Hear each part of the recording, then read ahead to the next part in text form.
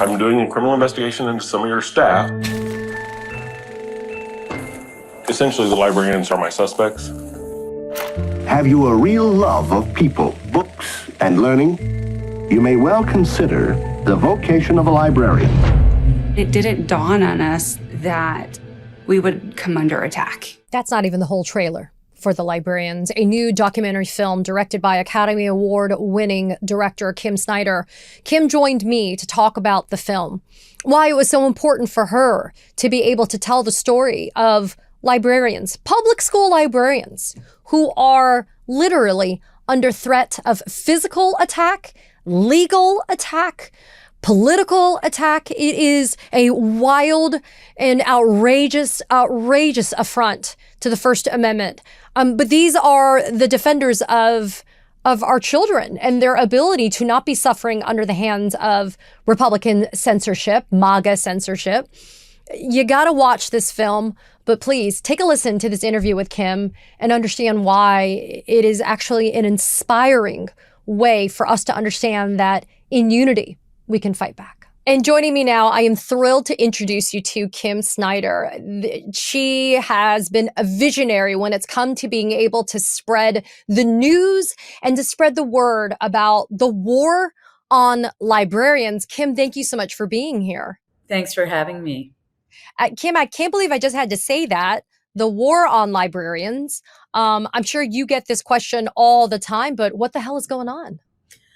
Exactly. I mean, when I started this, it was almost 4 years ago, back in the fall of 21, when I learned about this list that had been issued by a state representative in Texas, Matt Krause, of 850 books that were largely targeting books about race, Black history, LGBTQ characters. And they were, being named to take off of Texas school shelves. And at that time, I learned about a group of very courageous librarians who were speaking out about it and organizing themselves. Little did, at the time, they said, we're the canaries in the coal mine. And I had no idea 4 years ago how true that would be. But it started with this complete shock of understanding that criminalizing our librarians for simply doing what they're trained to do was on the table in the United States of America. You know what's wild is I'm going to lean into the stereotype of librarians for a second, right? I mean, let me speak from a place of just personal love.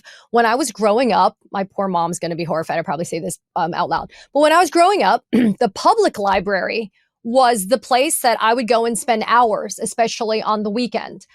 It was a place that was a safe place. I would go and I knew the librarians. I would bring a little brown bag with snacks and I would sit myself in the corner and I would just voraciously read. Having a library card was the most important thing. That was just kind of the icing on the cake. That was my experience with the librarians and the library in my school. I'm a public school kid all the way through kindergarten through the end of high school.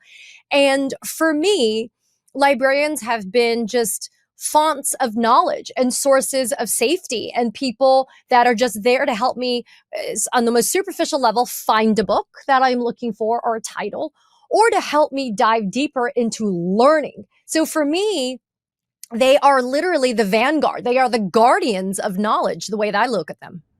I couldn't say it better. I had the exact same experience. Public school kid, spent tons of time. Same words. My mother, in fact, last night, the film screened in Princeton, New Jersey, and I spent days. My mom worked and would drop me off there. And I would spend hours in that library.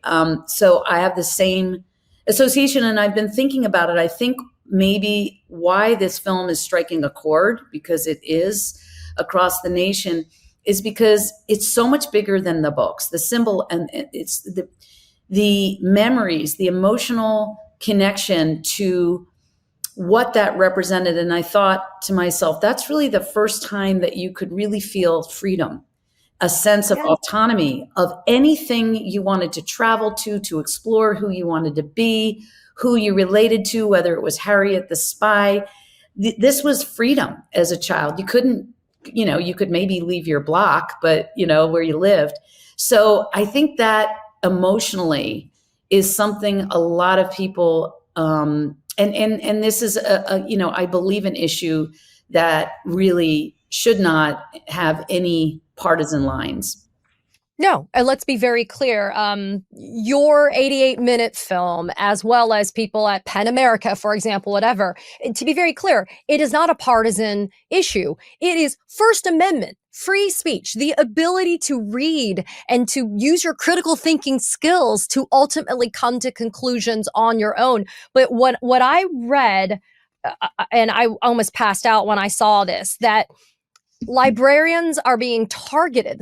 So it's not just these banned book lists that are happening in Texas and Florida. And by the way, I wasn't surprised it started in Texas because I'm in Florida, right? So we have our own versions of the book bans that are crazy here. But when I read that these librarians are being called pornographers and pedophiles, and that they're being threatened with people with firearms that are saying, I know where you live. Like, Kim, this is next level stuff. Like, this is not just, I disagree with the book selection you've done. It's, I'm threatening your life. Exactly. They've lost jobs. Their lives are threatened. Their whole profession is in danger of becoming obsolete. These are trained, most of them have master's degrees in information science, and there are so many repercussions, symbolically and very literally, about who is managing the being this firewall to censorship in our school districts and our public counties. I loved the title of one of these organizations, Freedom Fighters, and it's FREAD, Freedom Fighters. But you used an adjective in another interview, Kim. You said that it's dystopian, and we use that adjective so freely these days to describe the unprecedented times that we are living in. Censorship now has transcended just public schools, book lists. We've seen it now with comedians, right? I mean, we've seen it happen with our Fourth Estate, for some of the larger kind of legacy media organizations and companies that have bent the knee. Why do you think it is that librarians, often overlooked, right? Kind of like the overlooked part of the body of the public school system, especially. Why do you think it's librarians, and especially women, that are leading the charge on this fight? I think they would say to you, as I've traveled with them, yes, they believe that the profession is predominantly female, not entirely. Not entirely. The vast majority who are being attacked, it's been hard to find a male librarian who's experienced this level of attack as the ones we've profiled, that there is a strong threat of misogyny. But they will also say that they're easy targets because there's usually one. There's a lot of teachers, one in a school, and they can easily, I always, doing this for 3 years, I would think often about the Salem witch hunt. There's a kind of, this is the one to hang. And, I also think that, as one of our librarians says, and as you said, they are, in a way, they're the curators of our knowledge. They are the gatekeepers and the firewall to standing up for no, when because they're in the weeds of being able to see some of the shenanigans. They're able to understand that in some cases it's like, well, did you think we wouldn't notice that these books were just vanishing?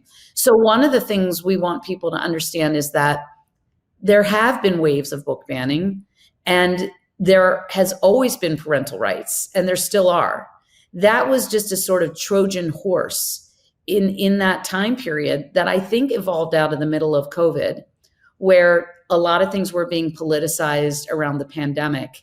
And there was a swath of a political, a lot of suburban soccer moms that were kind of ripe. And we see in the character of Courtney Gore, this, person who believed in public education. She was a staunch Republican who did her home, and she was on a school board, and she did her homework, and she said, wait a second, I'm being sold a bill of goods. I did not sign up for that.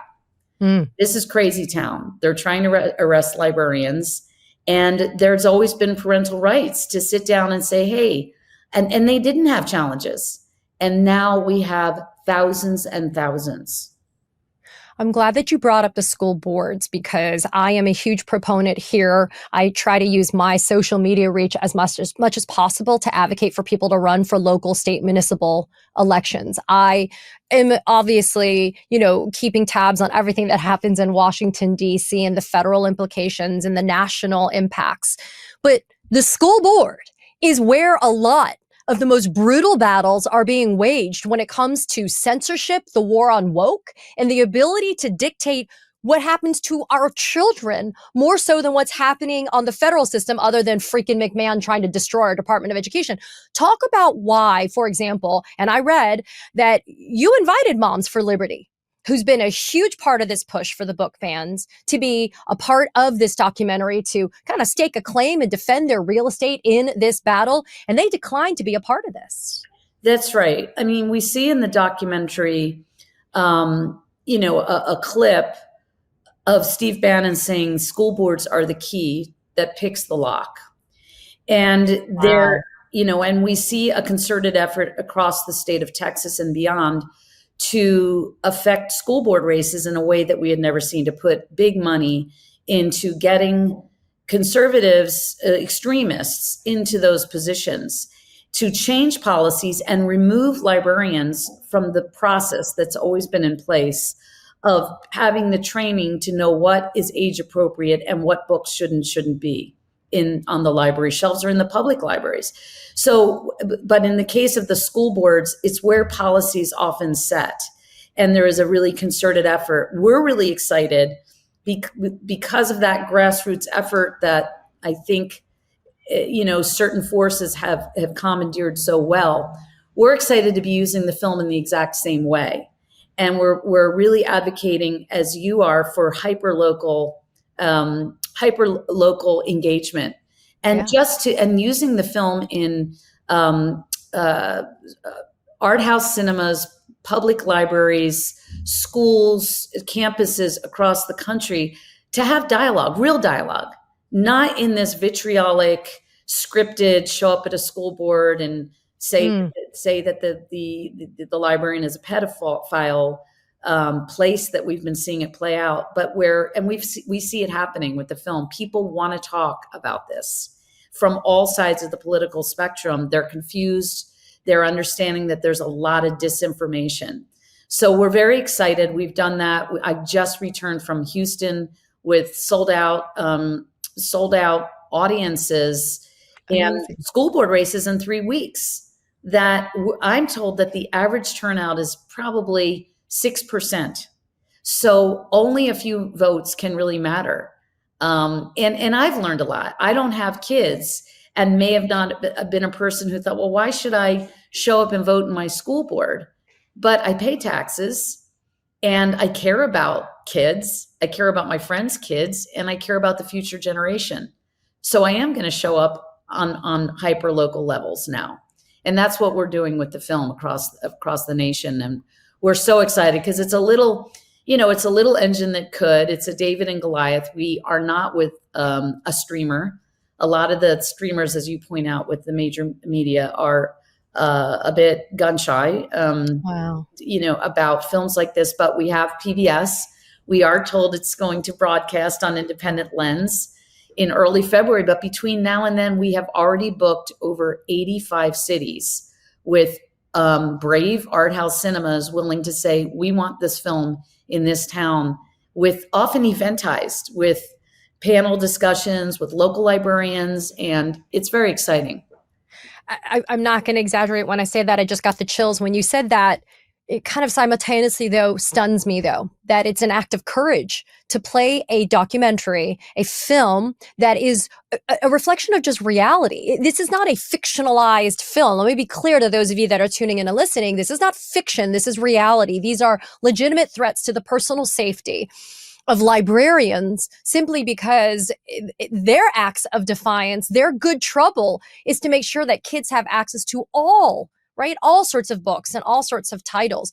I wanted to ask you, this began for you back in 2021, or this kind of banning has begun. We're now finding ourselves having this conversation, Kim, 4 years later. Kind of your thoughts about the evolution of what this battle has been. Well, again, I think it was a Trojan horse issue that started very strategically in school boards and school libraries.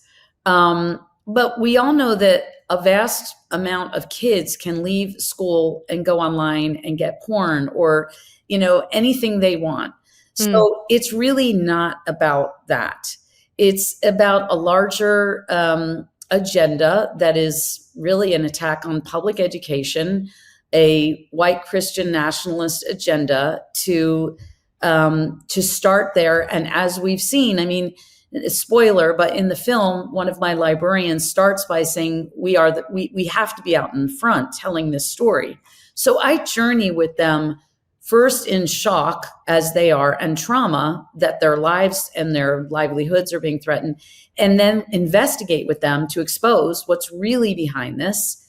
And then finally, a kind of empowered place that they can stand up in numbers. And I think the message of the film is if everybody takes a cue from their courageous efforts to not be afraid to stand up and say something and do what's right, we can collectively prevail. But unfortunately, there's a lot of people with a lot more power and a lot less to lose than these librarians who are not doing that. And, now at the end, she says, now it's everyone's story. So as you said, we're seeing in the museums, in the clearly our higher education, we're seeing military naval academies with books being removed. And we're seeing it in our mainstream media all over. So I do believe they were the canaries in the coal mine. And I believe that that it's much more about a general assault on our freedom of expression and our First Amendment rights. Kim, there are myriad topics that you could have focused on and kind of spent the time, this labor of love as it is for you. Why was this particular topic, why was this particular issue so compelling for you personally? It's funny when I had worked in a space doing a lot of work around gun violence that I became a very passionate advocate together with a longtime producing partner, Maria Cuomo Cole, and I worked together for years. And she's a producer on this one as well. But sometimes it's instinct. I'm sure you know that. There's a kind of I couldn't have dreamt 4 years ago that this would be as large and prescient as it's become. But there was an instinct of something you just go toward, like a moth toward light. And I followed it, and I kept pulling at the string. So I would say that, but I also think I was, like you, very intrigued with what do librarians since the beginning of time. I did a lot of research. I would have loved to have a whole little preamble about who our archivists and our librarians have been since the time of Aristotle and before, and what they represent in our societies. And I think that I also did a lot of research into McCarthyism and what pulled us back from the ledge there. And from my understanding, he went a bridge too far in attacking aspects of society that are just too sacrosanct for most people. And so what I tried to do with the film, by using imagery that harkens back to this innocent time of everything we think of as all American, getting your library card. I mean, this is apple pie and the bald eagle. I mean, this is as American as you can get. It's Andy Griffith. And I felt I needed to sort of imbue the film with those memories of these are public servants. And it's like, are we going to go after our firefighters? These are public servants who are just there to uphold First Amendment rights in this case, but also they're just in the kid business. That's what they do. And they will go to, every single one I know will go to the greatest of lengths to protect. And they know that some of these books save kids, especially marginalized kids. They literally save lives. That is just so unbelievably powerful. Look, I talk all the time about they're trying to whitewash our history. To your point about the role of archivists in history and society, and they're targeting the truth tellers. And in my mind, there could be no closer thing to the definition of a truth teller than a librarian. And that's not hyperbolic, right? They are, to your point, as you said, they're the firewall against censorship, but they're also the gatekeepers to knowledge. And they go after the ones that they find to be the most threatening and that actually have the most power. And maybe you don't think of the role of the librarian as being the most powerful, and yet they truly are. Kim, how can we support you, this incredible film? How can we learn more if we want to go to one of these screenings and to be a part of what is a huge and building movement? Well, we opened in New York City in the Film Forum. These films that are small and independent rely on word of mouth, spreading the word, going to our website, thelibrariansfilm.com, where we're trying to every day populate it with more calls to action, reaching out to your librarian, learning more about your library board, your school board, all of those things. We need support to help us travel these people and be emissaries. And what really has surprised me that I didn't know or didn't expect is this is resounding internationally. It's fascinating. Oh, wow. We premiered at the UK. We're doing tours of illustrious libraries. And I'm on my way tonight back to the Rome Film Festival, but we've been invited the day after our Librarian of Congress, Dr. Hayden, was fired. I received an email from the German National Library saying, we have hundreds of German librarians standing with you, and we want you to come and show this in Germany because we know all too well what this can mean. So that is really amazing that we are now touring globally and Europeans are concerned. I mean, I showed it in Zurich, I showed it in the UK, and we are learning that librarians there are seeing this creep into the UK. I just got back from Toronto. They report this in Alberta and Australia. And they know that when we, as they say, when we sneeze, they catch cold. So it's being exported, and it is authoritarianism. I mean, that's what this is. There's no other words to say what these actions are. I am speechless, but I am grateful. As you and I spoke before we actually hit tape on this, it's a privilege to be able to spend this time with you, Kim Snyder. And I urge everybody who's listening and tuning in to please go and watch this film, The Librarians. Find it. Thelibrariansfilm.com is the website. Find it, support it, learn more, consider the calls to action. Kim Snyder, thank you again for being here to talk about your amazing film, and our best wishes in the fight to all of those librarians that you are just honoring yourself. Thank you for this. Thank you. If you're here in New York City, come on down to the Film Forum. It's playing. Awesome. Thanks so Kim. much. Katie Phang here. We launched the Katie Phang News Channel in partnership with the Midas Touch Network so we could bring you the latest in legal and political news. Straight, no chaser. So if you're a fellow truth teller, hit that subscribe button and share the word about this channel so we can build a high information America together.